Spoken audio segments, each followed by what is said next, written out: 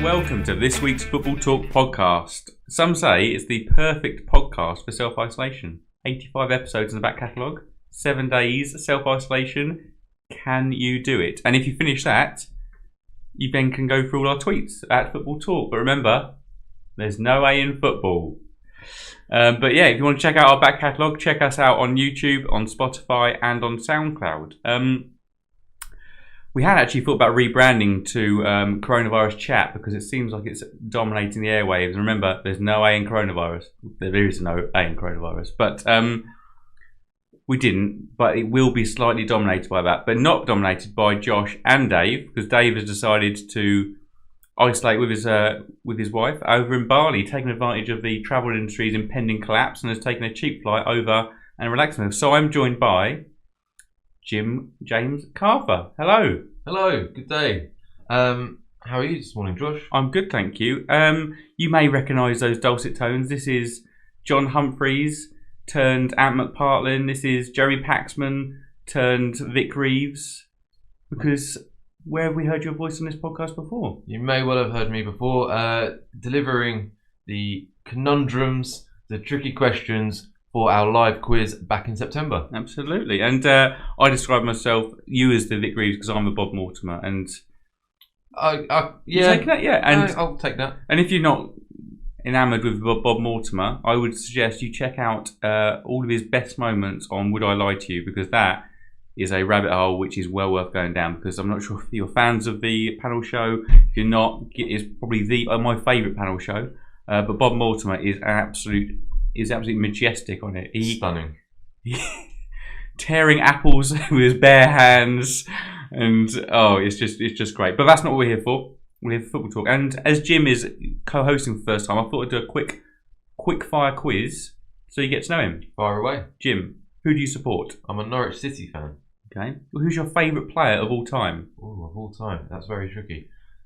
I'll go Norwich and non-Norwich. Norwich and non-Norwich. My favourite Norwich player of all time could well be... It's tricky, there's some great names. Dean Ashton would be up there. Dean Ashton. I thought you were going to go Darren Huckabee. Darren Huckabee was very good for us. Dean Ashton I've always got a soft spot for. The greatest striker England ever had. Oh, Christ almighty. Genuinely, I think he could have been a Jan Koller, Miroslav Klose and done great things for the national team. He kind of had a little bit of everything. Okay, do you reckon... So, let's just quickly go off this tangent then. Do you think he would have made a move to a bigger... Because obviously... Was it Crewe, Norwich, West Ham? Is remembered for. Do you think there would have been a move to a top 4 at that time club? Potentially, yes. If you go back to when he was in his pomp at West Ham, he was a fantastic footballer. Looking back to the FA Cup final, I think it was 2005. The Gerrard one. The Gerrard one. Had Gerrard not scored that ridiculous goal at the death, I think the best player on the pitch was Dean Ashton. He was tearing Liverpool apart. Admittedly, that wasn't an amazing... Well, it was a decent Liverpool side. But they always were slightly defensively frail, that Liverpool side. But he was fantastic that day. And he got injured at the age of, I think it was 22 or 23 and never really recovered. My pushback would be, I think he had a bit of a touch of a Wayne Rooney's about him. The physique, I think, look at him now, he enjoys... Obviously, it is now he's retired, but he enjoys the finer things in life, like kebabs and beers. I think that's possibly fair, but I also think that there are a great number of players who, as soon as they've retired, have sat back and allowed themselves to enjoy life a bit more. Yeah, I would say, but I don't expect... I mean, fast forward 5 years from now, do we expect Cristiano Ronaldo to be posing with his mates at the pub, going down to Cheltenham Festival in the future? I mean, maybe translate it to a kind of a more Mediterranean climate, but I can't see him. Maybe he's a freak. I was literally going to use the word freaks as well, Cristiano, in a good way. He's a one-off, I think. In terms of his physics. Okay, we'll go to the next quick fire question then. Ronaldo or Messi? Oh, you've got to go Messi, haven't you? Yeah, listen to that, Dave. You've got to go Messi. Dribble and lob or a long-range screamer? Oh, they're both great, aren't they? I'm going to go with the long-range screamer just because of my YouTube viewing last night was watching some long-range screamers. Who are you admiring? Whose long-range screamers were you? I'm going to absolutely garble the pronunciation here, but Sinisa Mihailovic, yes. Oh, yes. Now manager, but what a wonder. Well, it's not a wand. Well, it had a lot of whip to it. His free kicks had a lot of whip to it. I remember, and I think he must have been there because he was also at, I think, Inter for a time with Alvaro Recoba. And I've got a vague memory of a kind of Inter-Toto not Europa League, the UEFA Cup match of them versus Newcastle. And one of Alvaro Recoba or Sinisa Mihailovic scoring a free kick. I might have to dig that out. And we'll get at the end. I think we're going to put forward some 90s football YouTube suggestions. So we'll cover that at the end. Boca or River? Ooh, that's again a very difficult question. To be honest, I haven't got much opinion. Yeah, obviously like both clubs, but one over the other. Yeah. I think being in the UK was so far away from that rivalry. I'll throw out River. Okay, River. We're going Celtic or Rangers, a bit more close to home. See, you're just going to make me hated by a chunk of our Scottish audience here. Celtic. Oh, VAR, yes or no? Not in its current state, because it's just not doing the job. Eddie Howe, fraud or the real deal? I think he's been resting on his laurels a bit, actually, in terms of, I think what he has achieved at Bournemouth is miraculous, but he doesn't seem capable of taking the next step. Okay. Their league position, I think, is a testament to that. Troy Deeney, love him or hate him? No real opinion. Do you not? No, he's just a footballer. He comes across a bit of a character, which is probably a good thing in the game. There's not many of them left, but I'm not that fussed. So, is there a footballer you do hate, or a footballer you do love, or do you kind of all filter into the kind of a middle range? The vast majority of them in this middle range. So you've got me on a football podcast here, where I really should be spouting my love or my hatred for particular footballers.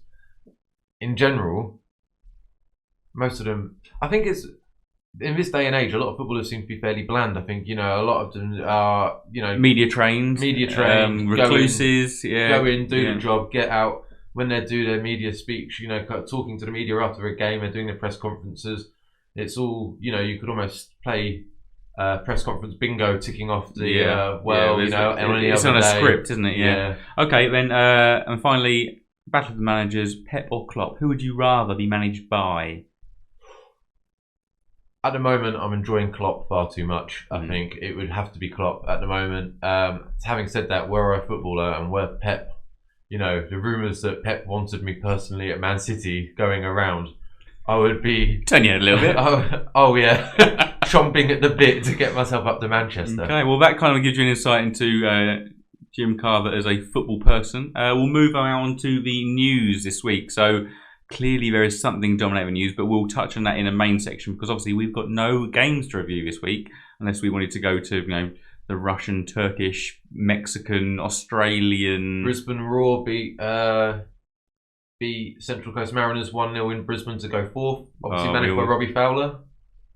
Not a big fan of Robbie Fowler. Fowler. He was a good footballer in his day. He was good before our time. He had a knee injury. His knee injury, which allowed Michael Owen to burst onto the scene, and Michael Owen burst on the scene when I started enjoying football. So yeah, kind of my first tournament was Euro '96, but then I really France '98 was where it all. Right. Okay. Yeah.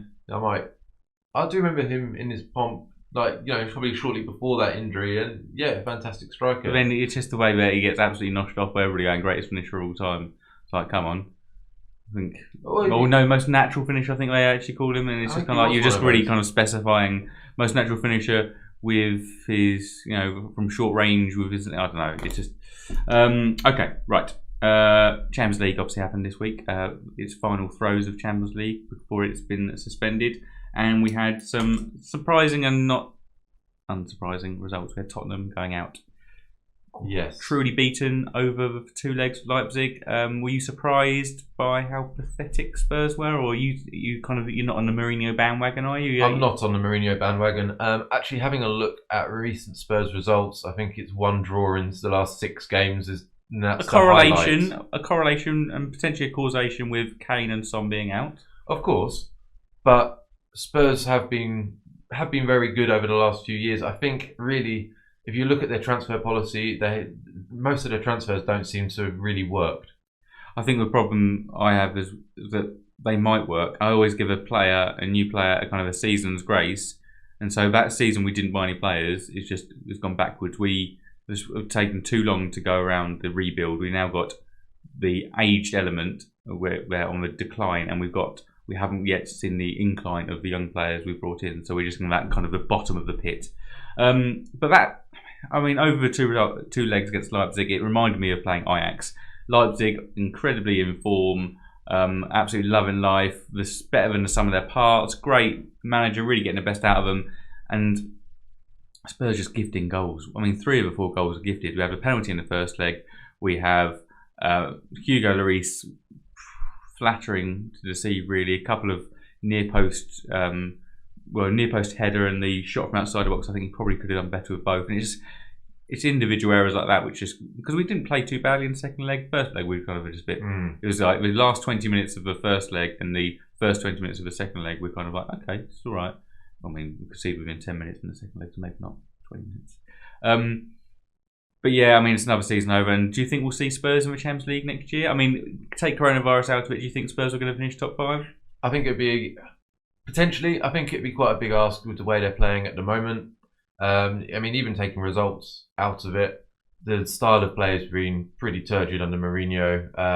It's been results based, isn't it? It's not been we can see a style of play and it's going to build from that. It's been very Mourinho in fact that it's gone like, right, we're going to get results, and maybe that's just what we wanted first season, turn it around, because obviously we had the poor start. But then again, there's been very kind of traditional Mourinho traits of blaming players, deflecting the blame off everyone but himself. I mean, he came out and said after the game that every player on the pitch for RB Leipzig would get into his first 11, including all their subs. Which, I mean, if you're a Spurs player, it's not going to fill you with a huge amount of confidence. Okay.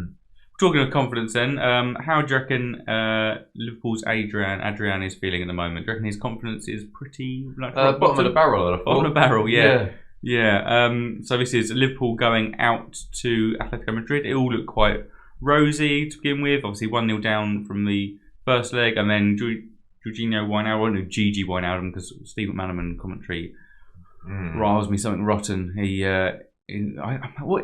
Slight aside then, when as a co-commentator, do you feel like they should be a fan of the club they're commentating on, or a neutral, or I suppose a rival? I mean, it seems like the tradition now is to be a fan of a club, and I can understand it, because I imagine 90% of people watching will be fans of, like, if it's a Liverpool match, 90% of people watching will be Liverpool fans, do you reckon? Or, you'd have thought so. Yeah. Well, to some extent, yeah. And I can understand it perhaps when it comes to an international match or a Champions League match, where a vast majority, even if you're not a Liverpool fan, I suppose as a British football fan, you're probably going to be supporting Liverpool.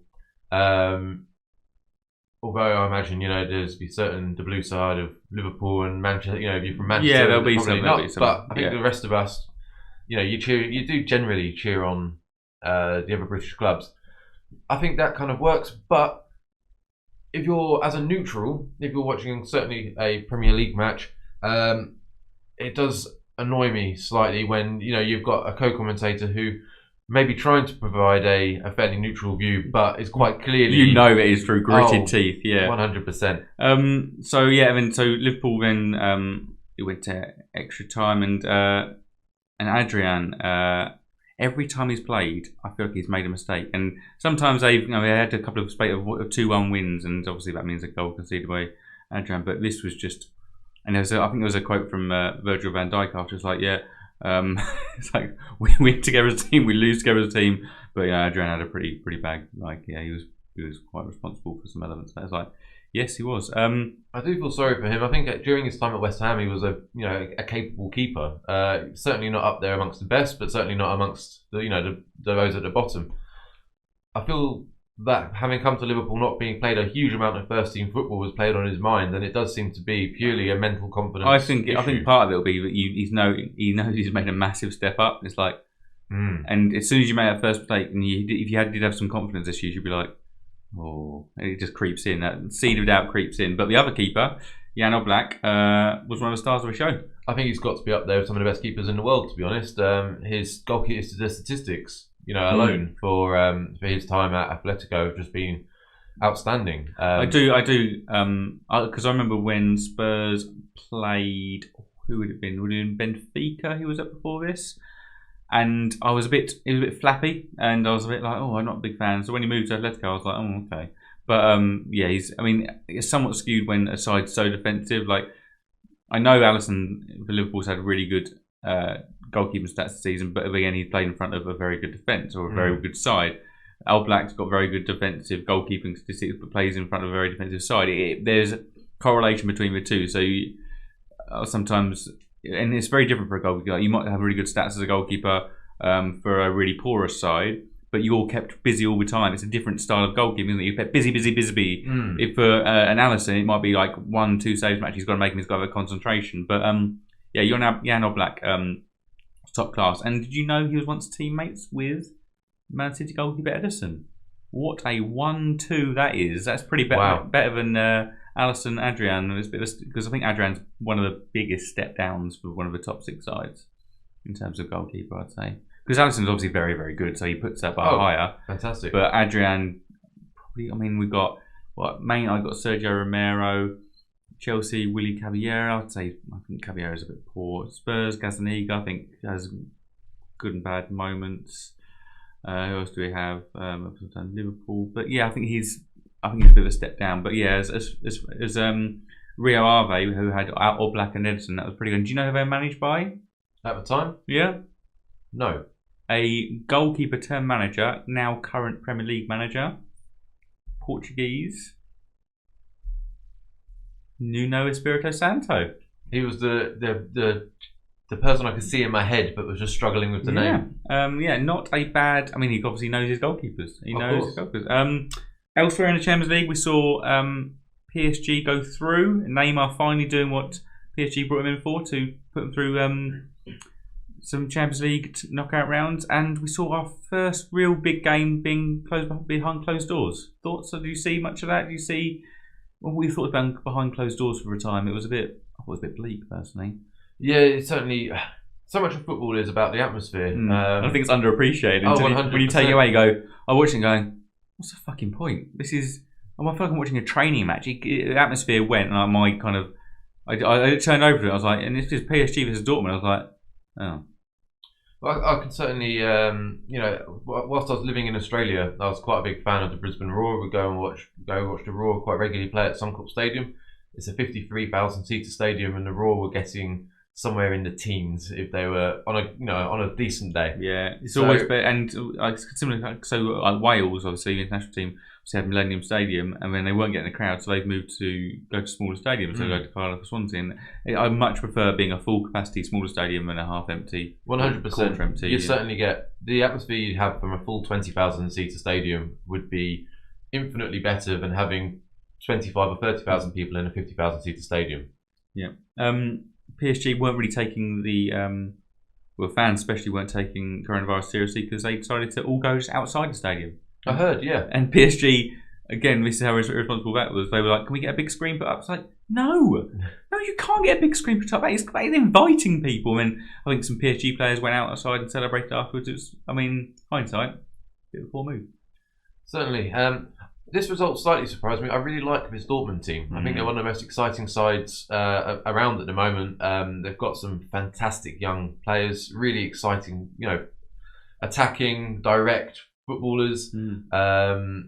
Sancho, obviously, Reina, Haaland. They're just fantastic, and I'd like to see more of them in the Champions League. Yeah, really. And I think it's almost gone a bit under the radar. They've gone out because of I don't know, it feels like there's a lot more news stories around it. But see, the PSG players, when celebrating, they did the Erling Haaland celebration. So he did the kind of meditation. There must be a name for it. Kind of, meditative type. Yeah, and he did that celebration in the first leg, and then all the PSG players decided to do that and celebrate like that. I thought, are they friends with him, and it's kind of like just a bit of all in good humour, or are they just absolute knobs? And this is a teenager who's just scored against someone. It feels like Erling Haaland, if they have wronged him, he will remember that. He's got a special set of skills, and he will find you and hunt you down and score against you every single time. Every single one of the players, he's going to track their career to go through. And if he plays against them, like, I will score against you, and I will do that celebration in front of you. I really hope that happens, to be honest. That's a really exciting thought. He's an amazing talent, just, you know, having burst on the scene as he has done and just banging goals for fun and all different types of goals, you know. Talk about some long-range screamers. He's done it. He's been, you know, the fox in the box, knocking in, tapping, pace to burn. Where he runs very he's incredibly quick. He's one of those players you just you get excited about watching, really. And that Dortmund team, I really enjoyed them. And you know, to take nothing away from PSG, it's a fantastic result. I would love to have seen that Dortmund side progress. Yeah. Similar to last season. Last Spurs knocked them out last season, last 16. Oh, they did. Actually smashed them, yeah. Won't be happening this season. Good times. Speaking of exciting players, new January transfers, we have Odion Ighalo. Yeah, he's a bit of a strange one. He is, and it's paid off. And I suppose the bit I hadn't really appreciated is that it might he's done all his good work in cup competitions, mainly in Europa League, and that's fine. They're in that competition. They want to do well in that competition. That gives another player who might be a league player a rest, and he's done the business. And good signing so far. Yeah, definitely. I think United, it became quite apparent that they perhaps lacked a bit of firepower up front. Martial and Rashford, both very talented players, but perhaps not your natural kind of talismanic front man. Probably needed a bit more support. So another body in there. It mixed up a different type of player. And if you haven't seen it, check out his goal. And it's a big shame he scored in front of a couple of cleaners and a caretaker and 3 men and a dog. Yeah. But we'll see it. We'll see it on YouTube. Ighalo and Bruno Fernandes were once teammates before. Know this? They were both at Udinese together. Oh right. As well as none other than a player. Well, I'll let you guess this one. He's currently on loan in Italy.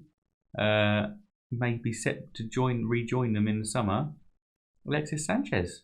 Right. Okay. So that they may have some chemistry already together. I'm not sure they appeared in a single minute together, but you never know. Off the pitch, they might have been bezies. And Alexis Sanchez, he's one of those players. You know, he played so well. Obviously, played so well at Arsenal. Came to United, it didn't do it. There's a few of those players who have come to United and just not quite managed to cut it. You know, you think of a player like Di Maria who.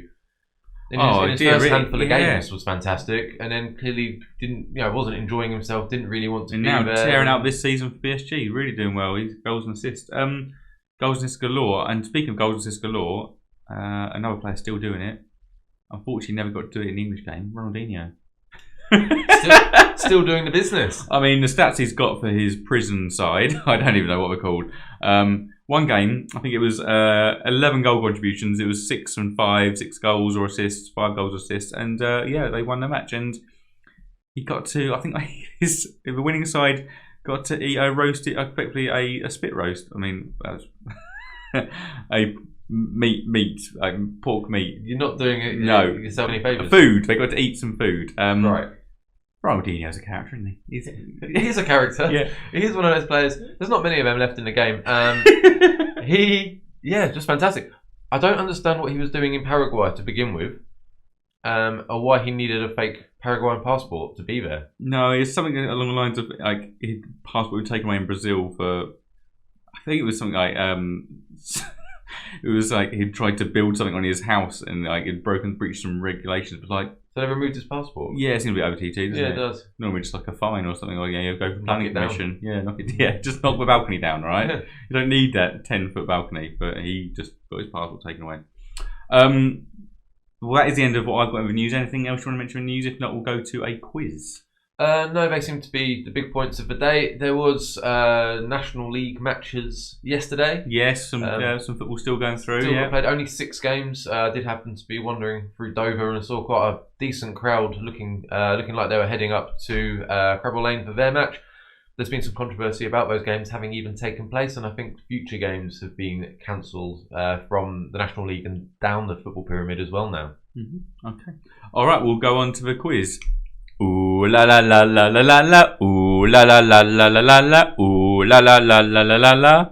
It's quizzing time now, listeners. That was quite embarrassing for me because that's the first time I actually do the intro in front of someone. It's not pre-recorded; it's live.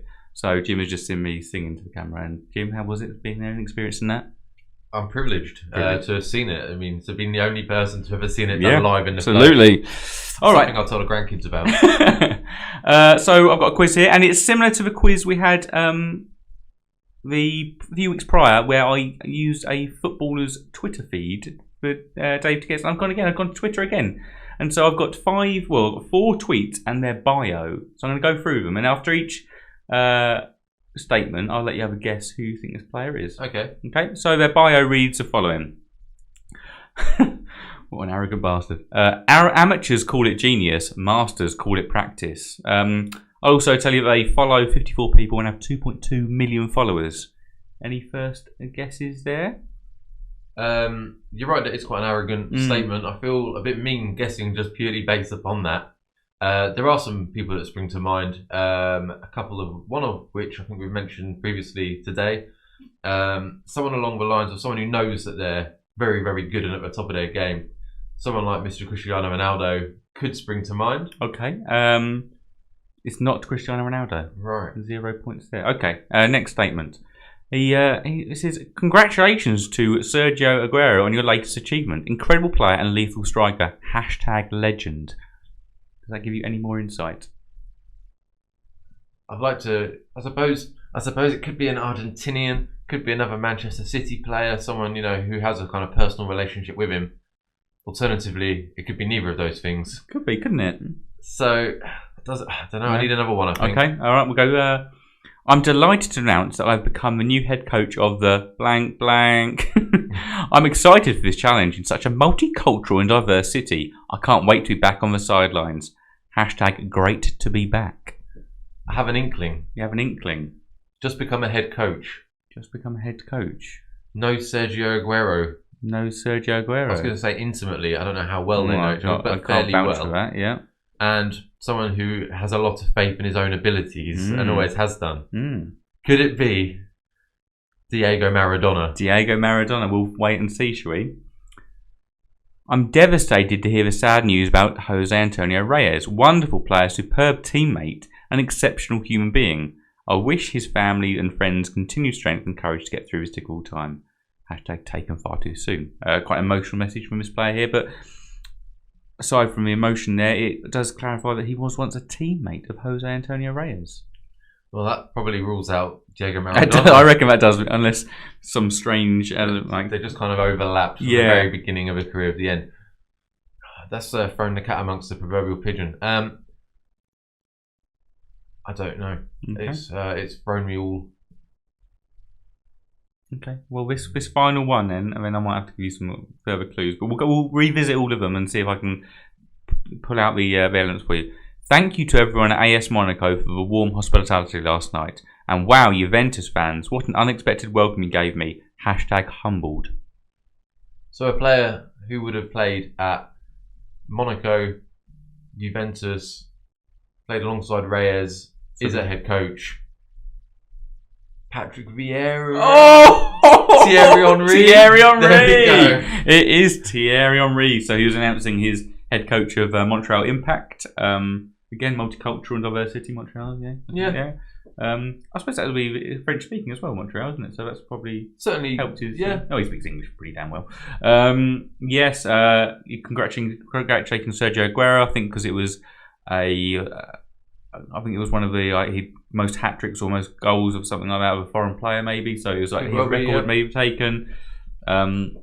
Antonio Reyes obviously played together at Arsenal, and then Monaco and Juventus played for both those, although nowhere near to the level he played for Arsenal. Do you think Sergio Aguero is possibly slightly underrated as a footballer? I mean, obviously he's been playing for Manchester City, scored a lot of goals.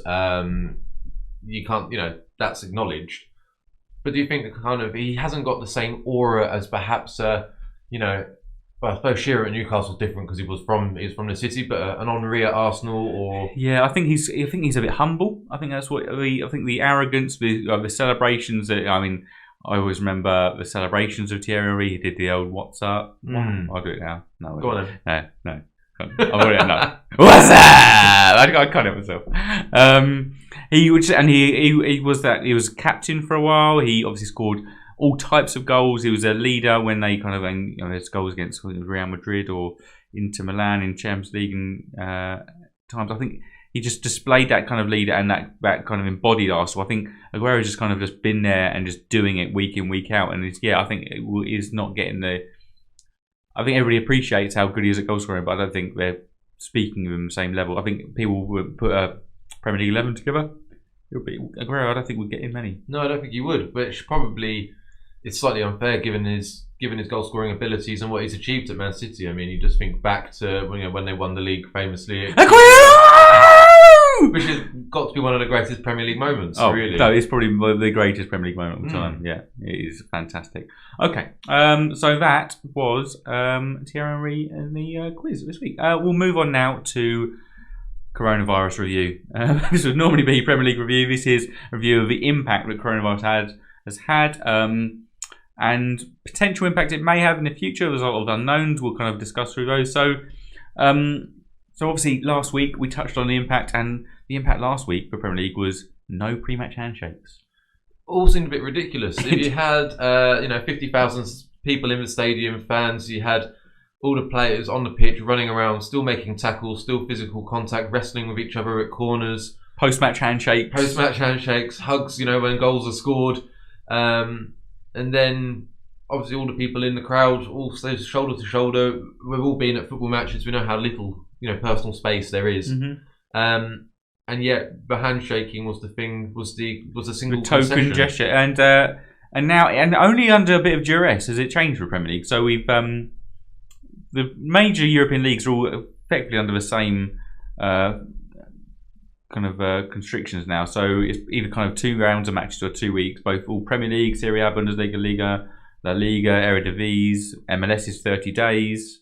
But yeah, they're all kind of, I think it's a bit of a holding position. I don't expect football to be back in April, or at the start of April at least. Well, I feel it's difficult talking about coronavirus. There's just so much stuff in the media, so many people talking about it. Most people, including ourselves, really are completely unqualified. Yeah, really to give any real advice. Caveat: this is just a discussion topic. I'm no way saying I'm in any way qualified to make any comment on this, but I'm not qualified to make a lot of stuff. Yeah, that's true. I do. But we do seem to be at 2 to 4 weeks at a minimum away from peak virus contagion.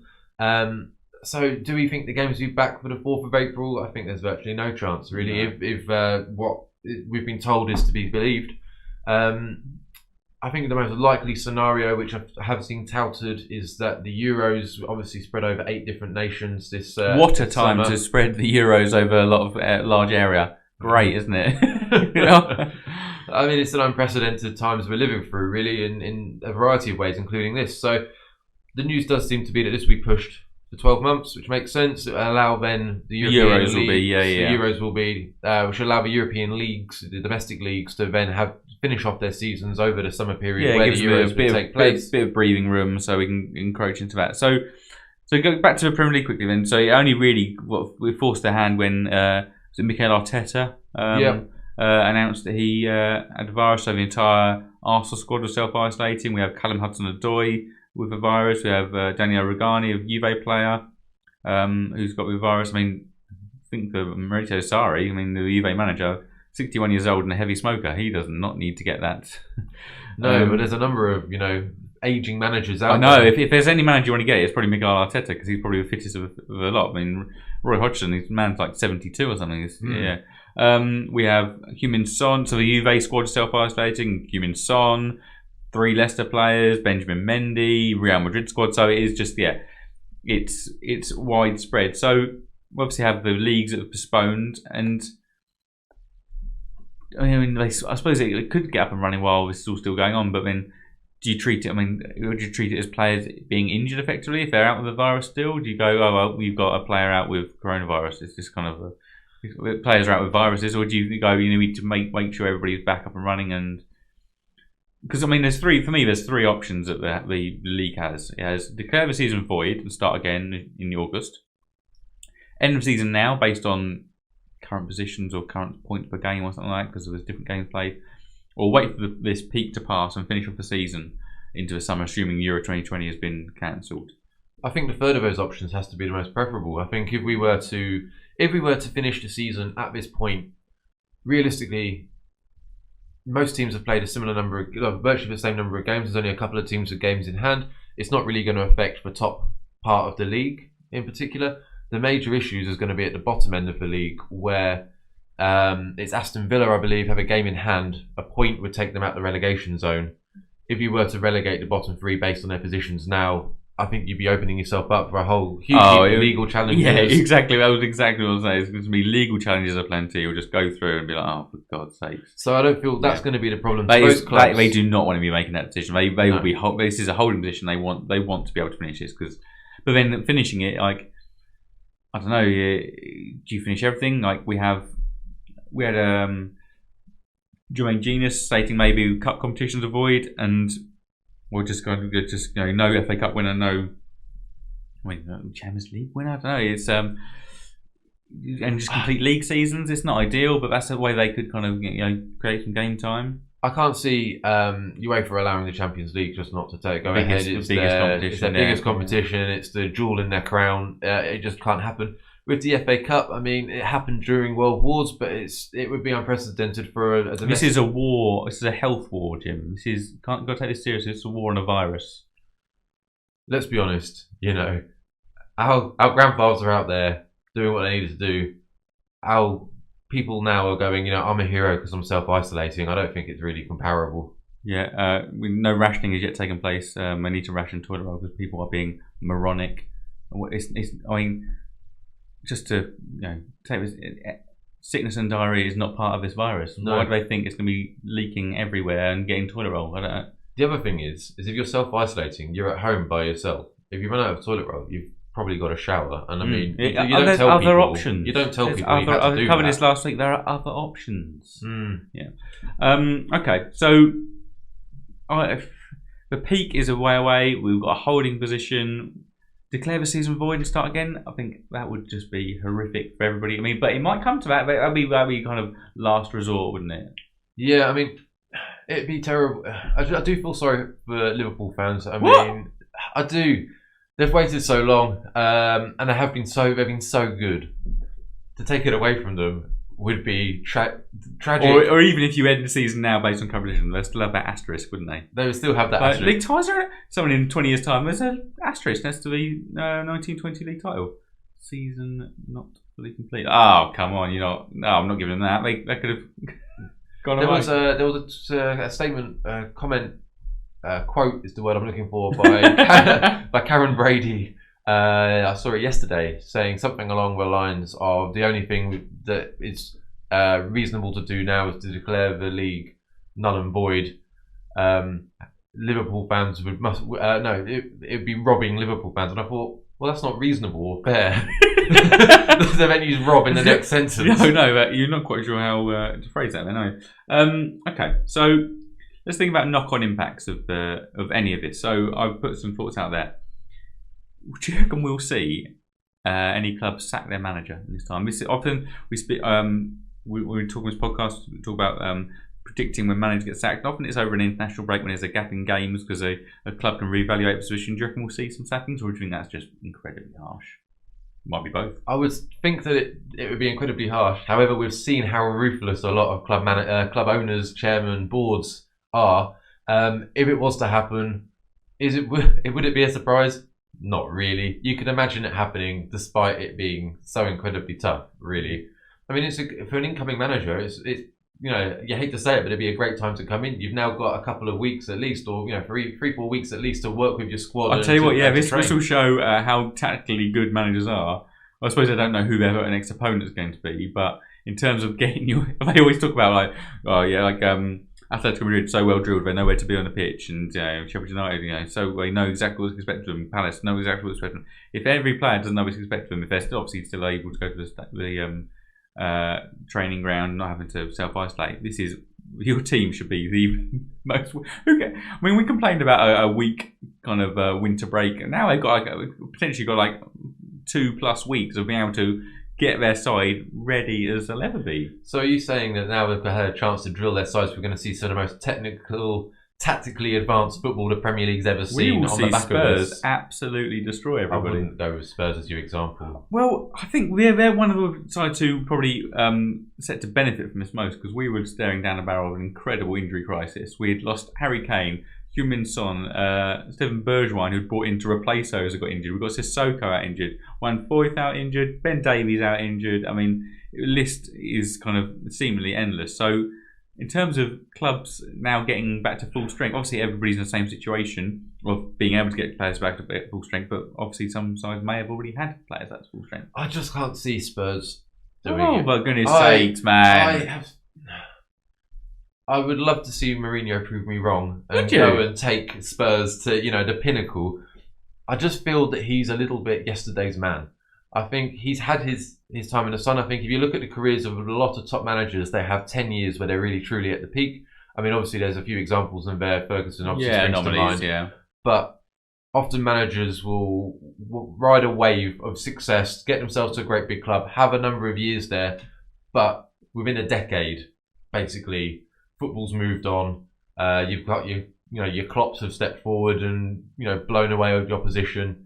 And tiki taka before that. Although Guardiola's, I think, one of those who is able to adapt and evolve his game. Yeah. And I just think Mourinho's almost been left behind with his slightly negative anti-football type approach. Don't get me wrong. I don't think I want him to be the future of Spurs, but there's surely large portions of his role and new coaching staff around him and new assistant managers will help him develop. I think there'll be a majority of his. Not majority, a large portion of his skill set will still be applicable, surely. I think so, but I just don't think. I think of his skill set as a manager and as a coach, as a tactician, yes, certainly. But I think he's already started to fall out with lots of people. Yeah. Which, I mean, with Mourinho, he was there. He had a period of success, a grace period where he was able to, get his teams playing, and then he fell out with everyone. Yeah. Now he seems to have gone straight to year 3. Falling out of everyone at this early stage. I don't know whether you ever get to see, the best of what Mourinho has to offer, even at this stage of his career. Okay, so back to coronavirus impacts, loss of revenue. Obviously, this will affect every club who doesn't have to play can't play because obviously, depending on the club, the size of the revenue from match days is varies in proportion. I think Rangers was on like 60% of their revenue was from match days previously. I think it's going to hit lower league clubs more. Do you think we'll see some more berries? And I think Derby County have obviously had to add some FFP issues and things like that. Do you think we'll see this kind of be more pronounced over the coming weeks, months, depending on how long this goes on? I think it's got to. I think if it continues on, that's going to be where there's going to be the major problems. And like you said, in the lower league clubs where it is such a high percentage of their income. Yeah. The bigger clubs, I mean, it's less applicable to them. Less of their income comes from that as a source. They'll still get their TV revenue, and cash is king here. So this is how much cash reserves a club has, cash in the bank, because they will not be getting money in, so the cash that people pay on those match days, and they will also probably have to be paying cash out in refunding people for tickets purchased, season tickets, for example. So if they haven't got cash in the bank, they will maybe defer payments to players, and then it's a downward spiral from there on. Do we think the games, if they do take place in the summer, is there going to be much of an effect on attendances at that point? Do you think a summer football is going to entice more people to it? Alternatively, do you think most people are going to kind of look at it? At the moment, they're wrapped up in this football bubble. You're supporting your club, despite the fact that for a vast majority of clubs, you're probably going to end up in the middle of a league, so middle of the table. You haven't really got anything to play for even at this point. But I think there'll be some, because I imagine a lot of husbands and families are set in a certain routine. They go, right, you're going to football week in, week out for this period, and then this is home time and holiday time, and so I think there could be potential impact. It's uncertain because obviously better weather may bring. You probably might get younger crowds at games, like kids often, if it's through school holidays, kids going and watching might have to reduce ticket prices. Might be a different atmosphere. Might be kind of like international matches, but I think you'll still get the same amount of people in. But I think you might have a different demographic of the crowd that you bring in. I don't think there'd be anything wrong with that. We've seen football crowds getting older and progressively more middle class. God, yeah. It'd be nicer if they could reduce tickets to keep those crowds in, get the kids in. Because even from a general business point of view, You want to, you want to get them young and get So you want the longevity, yeah. Other people are going to suffer. Betting companies, poor old betting companies. I had a look on my my betting app this morning to see what I could bet on. Pretty bleak. Are we? If a betting company approaches podcasts and offered some sponsorship money, would you be? Is that something you'd be willing to take? I would have to think about it because I'm wondering how much to put the boot in at this point.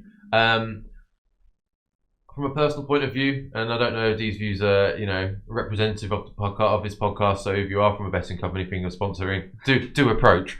But as much as we can get them out of having any influence on football, the better to me. Names off shirts, names off competitions, just away.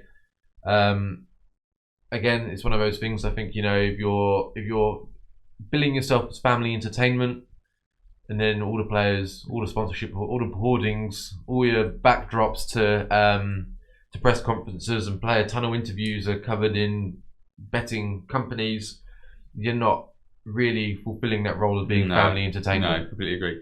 We also have another knock-on impact. Players out of contracts. Contracts typically end, I think, end of June. We have a potential season's going to run into into July. Not only out of contract, because I suppose those contracts could be renewed for another month. It might be interesting issue might be of players who've already agreed to move to another club. Yeah. Does that get postponed? I don't know. It's just no real answer. Maybe it was somewhat rhetorical, but it just makes it a bit interesting, doesn't it? It just makes it a bit muddied. Certainly, and I think it's been very interesting this season, having seen that the window in the English Premier League system has been different to that in Europe, meaning that there's been uncertainty. There's still been movement after squads perhaps think that they've managers might think they've got their squads pretty settled, and then another player's moved or angled for a move or whatever's happened. How's this going to tie up with managing those transfers? In the summer season as contracts come up. And are we going to be able to find something uniform across? Well, yeah, because we're going to have a very. If this does encroach, we're going to have a very shortened transfer window, aren't we? Exactly. It'd be interesting to see what the knock-on impact is of this. Really, we don't really know what the full extent of the coronavirus is going to be in different countries. Anyway, is it going to be if a nation has had a particularly tough time of it? Our players are going to be less likely to want to move to that nation. Who knows, really? Yeah. We mentioned earlier Euro 2020 looking like it's going to be postponed to Euro 2021. That helps this season, but obviously next season we have, in the summer, we have the Nations League, we have the Club World Cup going up to 24 teams, we have World Cup qualifiers, we have the Women's Euros. It just makes it a bit of a minefield, doesn't it? It makes it just a logistical nightmare, I imagine, these times.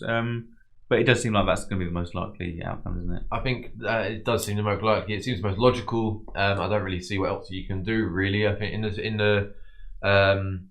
trying to be fair to everyone involved, in order to keep the competition going, there'll be a huge number of people involved in the logistics of getting it in 8 countries. Commercial. It does seem like that maybe the Euro should maybe go back to one country and maybe try this multicultural. I don't know. It seems. Well, it's another year, but yeah, it does seem. Well, this is an unprecedented event.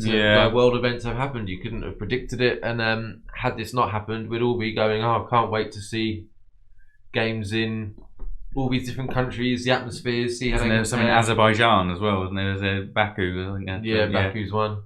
Okay, so this is recorded on Sunday the 15th. We're a day in, and we already have clubs.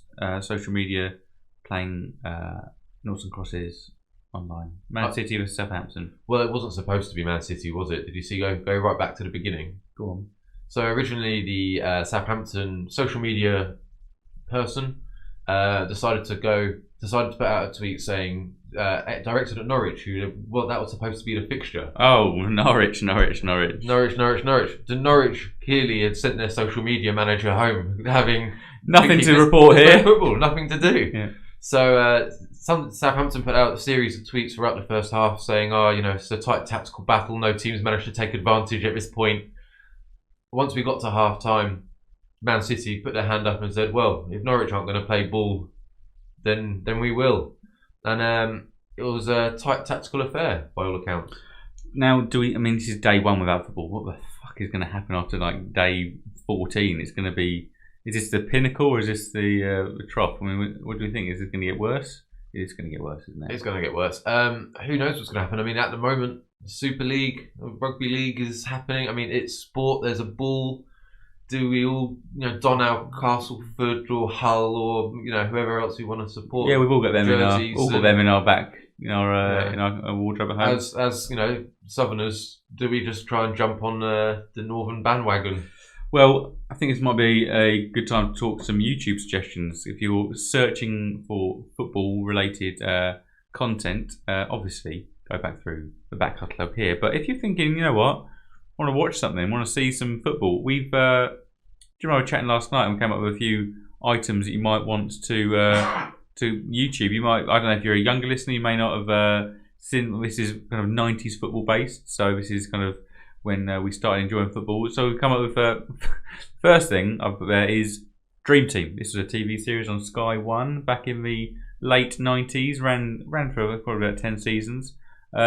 I would suggest giving that a go because it actually I want to say the player was Didier Baptiste, who a club attempted to sign. This is a TV drama, a football TV drama, and it was based around kind of a fictional team. And give it a go.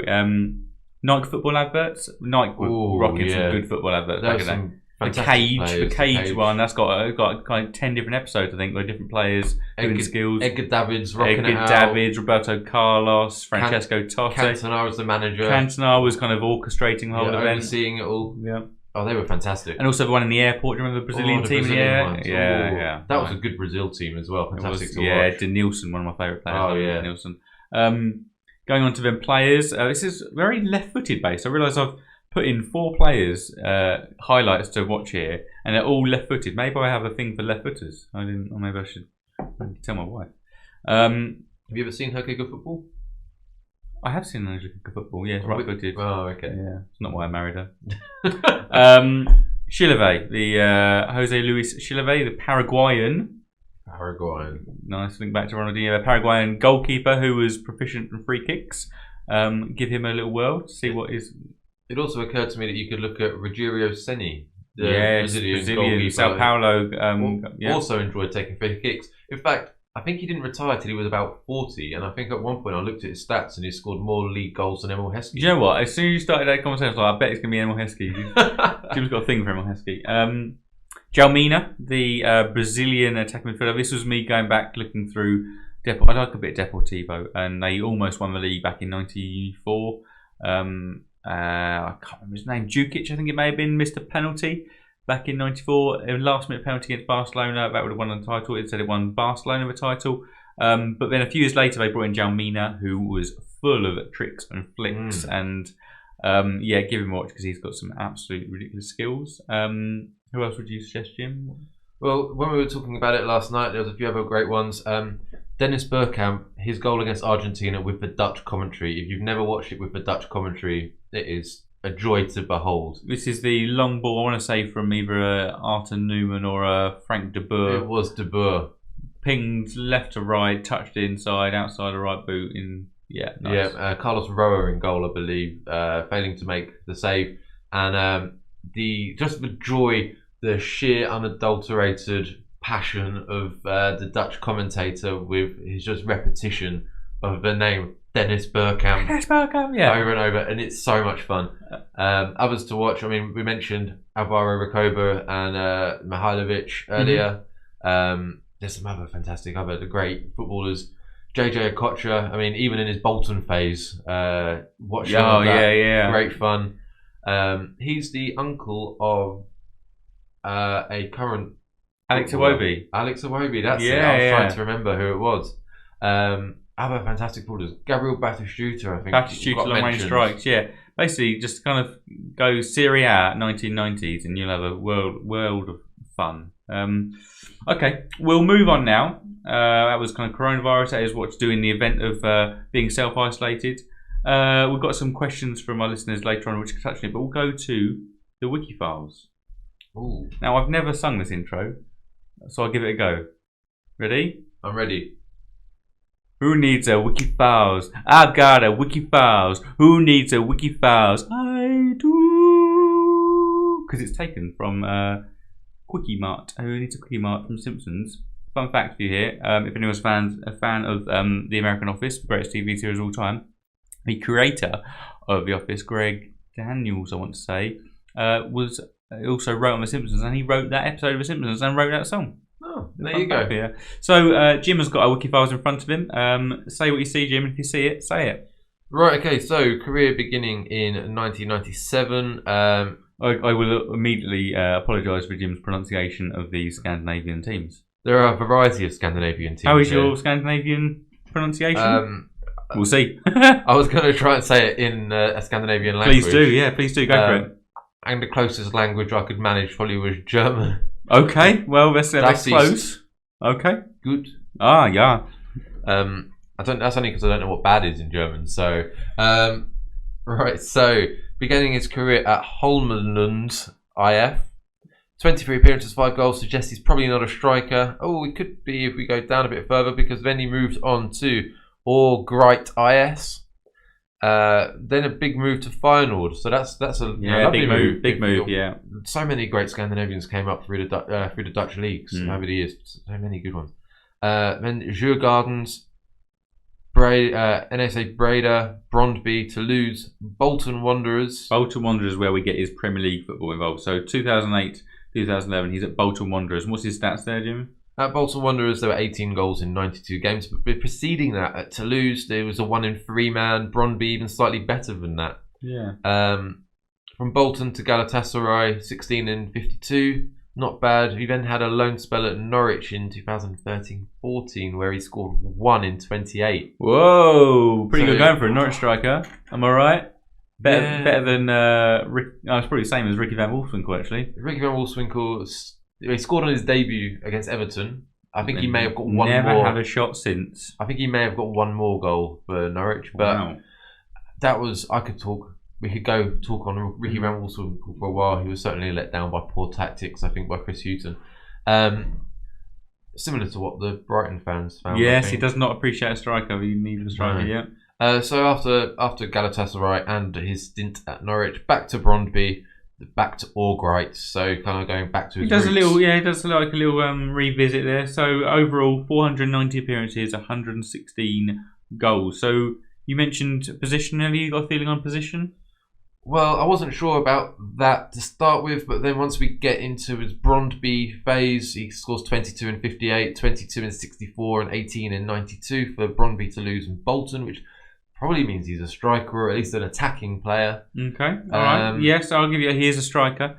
So the Premier League, obviously, we have to stick to the Kana rule. More than 31 appearances in the Premier League. That is obviously ticked off with 92 appearances for Bolton, 28 for Norwich. So just 120 appearances and 19 goals in the Premier League. Do you want me to give you? Do you have a name? Do you want me to give you an international record to fulfil this? I think I'm going to need a clue. I don't know if an international record's necessarily. Well, that's what you get him. I would guess Holmegund and Årgreit have got to be Swedish. Yes, so there is a Swede. So he ended up making for the full team 85 appearances, 20 goals. So he's a good player for Sweden. Yeah, and decent record. He played under 21s, under 18s, and under 16s, getting quite a good level of appearances and goals for them. But yeah, a established Swedish international who played up front for Bolton. And just remind listeners who you support, Jim. I'm a Norwich City fan. Norwich City fan. And I had a season at Norwich. 28 times you would have seen him or highlights of him play. I mean, not many highlights of one goal, but he may have made match of the day once or twice. I'll point out that I was living in Australia during this stint, so I might use that as my go-to excuse. Okay, I'll give you a clue. For Bolton Wanderers, similar to Hal Robson-Kanu, he scored an uncharacteristically very, very good goal. Close control in the box and poked it round the goalkeeper. He was kind of moved probably about a metre, but did about 2 or 3 players, and that's why I liken it to Hal Robson-Kanu, Wales versus Belgium, Cruyff turn finish. Does that help? Not really. No. Okay. Oh, I can't believe how blank my mind is here. Okay. Yeah, I feel it's like, when you're watching, a quiz show at home and you're just spouting the answers, going, "Yep, it's this," and then once you've got the bright lights, You in the don't even know studio how here, tough it is. Yeah. Josh has turned off the big light. We've got spotlights upon me here. The heat of them as well. Oh, It's the quiz master very becoming the difficult. quizzy, eh? I So am. I can't even cope with it. So I will give you a first name, and you're going to complete with it. You're going to complete the name and go. It's that Johann. Sebastian Bach. Yes, he pulled the strings for Martin. It's Johann Elmander. Oh, of course it is. Johann Elmander. Dear. Yeah, no, of course it is. I should have got. Well, I should have got that full stop. Really. Going back many years to our Football Manager networking games, I was Bolton on one of those, and I managed him in his digital form. Oh, dearie me. Managed him in digital form. That is a phrase I've never heard, but quite like it. Any, apart from your digital memories of him, do you have any other memories? Do you remember that goal I'm referring to? He kind of very slowly kind of shifted the ball between his feet and got. I can't remember who it was against, but it was for Bolton. Yeah, I think it might have been against Norwich. Could have been. I do remember him at Bolton being, a handy player. Certainly, I mean, his stats. Reeks of Sam Allardyce, that does, doesn't it? It does. I remember him being a fairly, not particularly, you're not typical Allardyce striker in terms of, your Kevin Davies. No, it was a little bit. It was a little bit more of a ball player than Kevin Davies was a brute force of a man. But Johann Elmander was the man on the list.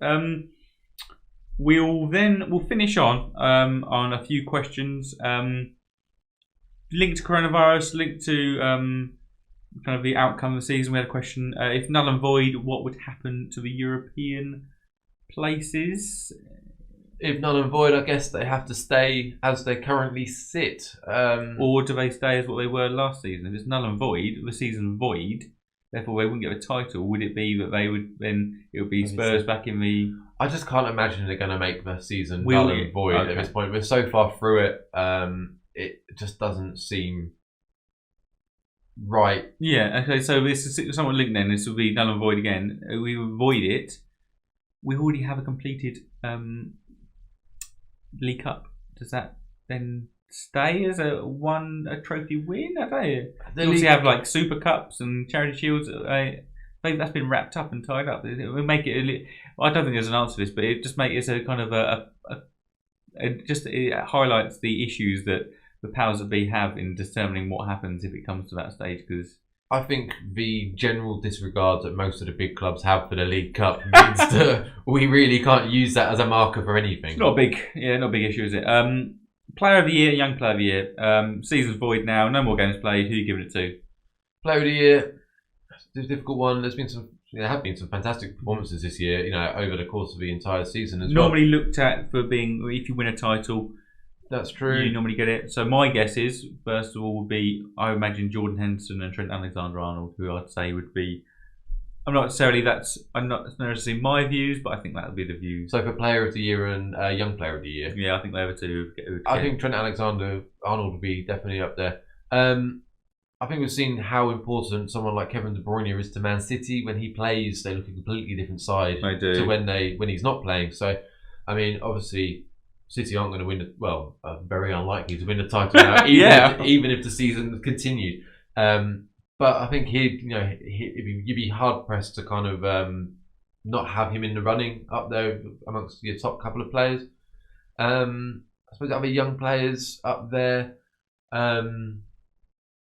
It's difficult to look past Trent Alexander-Arnold just for how good he is. Yeah. Okay. All right. And I think, I would say Super 6, but Super 6 obviously fallen foul of the another thing, fallen foul of the coronavirus. None of that. Where will it end? Blimey. Fantasy Premier League. It's all poor. It's all gone awry. So that draws an end to this podcast. Unless you have any other business, Jimbo. I think I'm good. Thank you very much for stepping in Dave's absence while he's probably getting a massage from someone, just relaxing. That's an image, isn't it? Yeah, think of Dave being rubbed with oils and all sorts. So I did go for a spa day this week. Yep, how was it? Lovely, love a spa day. I saw you walking on air out of the... Absolutely. I mean, yeah, me and my wife went for a spa day. I can't recommend it enough, actually. I was rubbed by a short bald man. It hurt me. I'm not going to lie, it hurt. And I was bruised for the next day, but now... So going back to our sponsorship chat from earlier on, if there's any spas, skincare companies, anything else out there wanting to attract a different clientele, maybe move into more of your masculine male football type markets. Thank you. Yeah. This probably isn't the podcast for you. Yeah, Champneys, Eastwell Manor, based just outside Ashford. Top notch. Well, that brings an end. Thank you for listening. We will continue to pump out podcasts. I was about to say, who knows what we're going to be talking about. Podcasts over the paused period for coronavirus. So keep listening. Obviously, I mentioned at the start. Follow us on Twitter at Football Talk. Remember, there's no A in football. On YouTube, on Spotify and SoundCloud. Give us a like, give us a listen, and contact us on Twitter. So until then, goodbye. Goodbye.